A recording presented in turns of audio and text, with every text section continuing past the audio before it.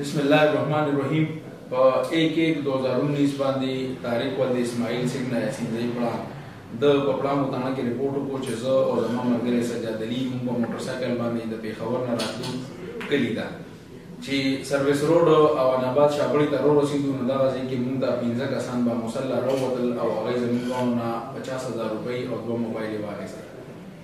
د دې واقعي ډیپیو صاحب چارسده جناب عرفان الله صاحب سختۍ سره موټر واغېسته او زما په نگرانۍ کې د ایس ایچ او پلان عارف خان او سی ای او پلان امجد خان په دې باندې مشتمل ټیم جوړ کړو.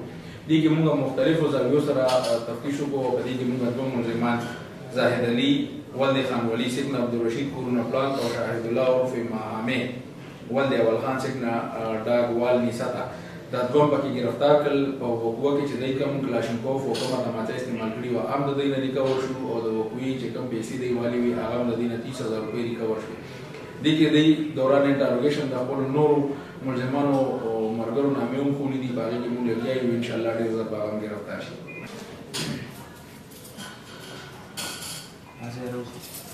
George Norman Bechir.